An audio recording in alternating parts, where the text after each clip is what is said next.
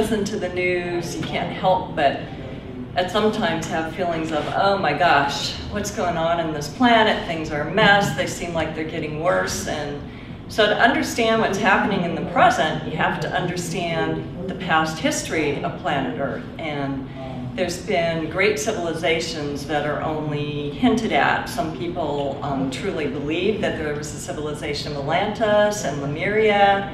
Other people aren't sure, to them it's just myth. But those great civilizations existed, and they rose and they fell, and there were lessons that we need to learn so that we don't repeat that history. But we can't blame the people that were in charge of those civilizations, like we can't blame the people who, quote, are in charge of the government now. Because what happens when we start being critical and judgmental of, oh, that Congress, they can't agree on anything, it's all political, we're just regenerating that negativity. We're not adding to anything positive. So what we teach at Unarius is, instead of pointing the finger outward, that we take personal responsibility and we understand that we all have lived on this earth plane many different lifetimes and through these other civilizations. So we're a part of this history, and that we need to learn about it so that we don't repeat it.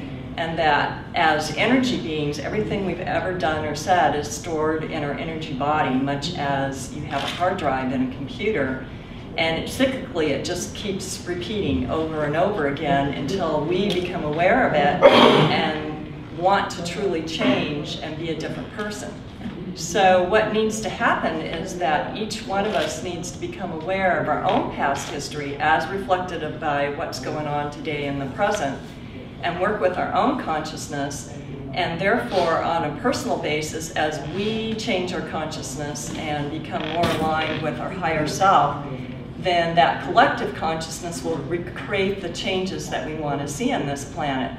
But it has to start with each individual. It doesn't come from out there.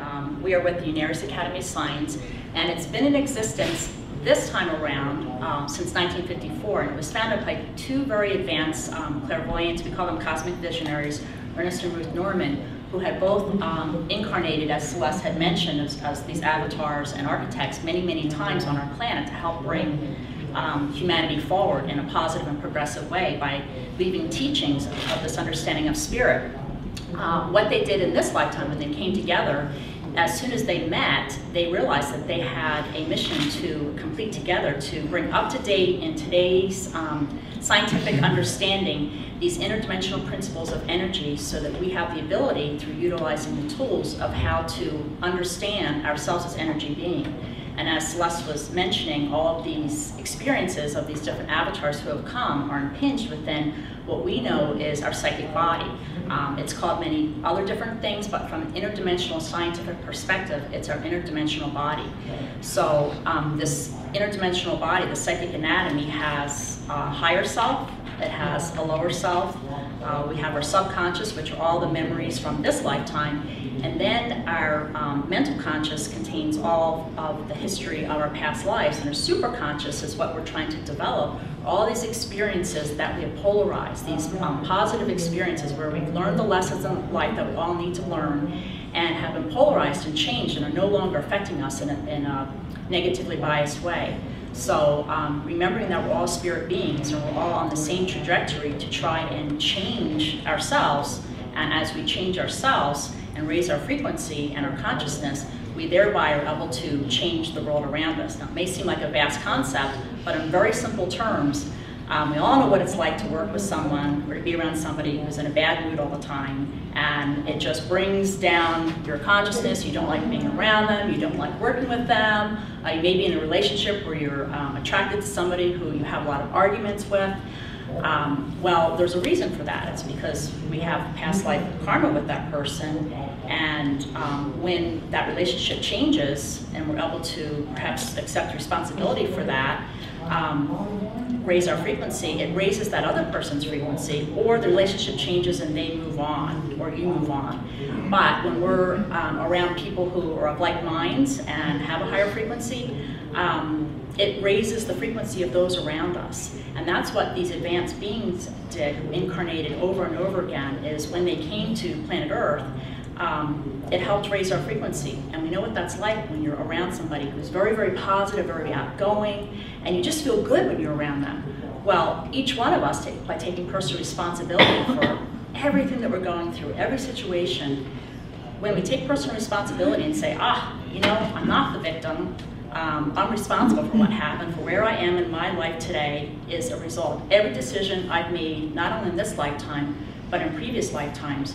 When I take responsibility for that, instead of blaming the government for my situation, for not having a job because this president did this or whatever, or blaming somebody else for my situation and saying, you know what, that's what happened, and yes, the economy stinks right now, but I'm going to change my attitude. I'm going to do what I can and be open to inspiration and be open to learning the lesson from it.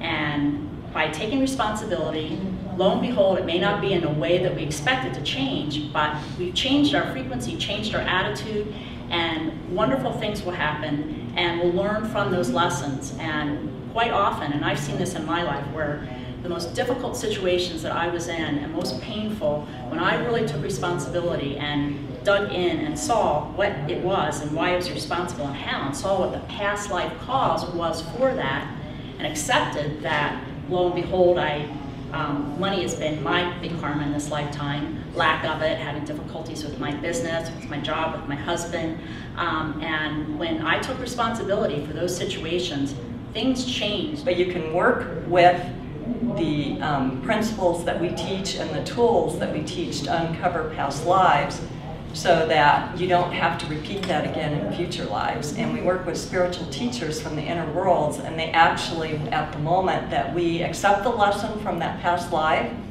and have what we call a healing, we have remorse with it. It's usually a deflation of the ego, because it's like, oh my gosh, I'm responsible for this, I can't blame it on someone else.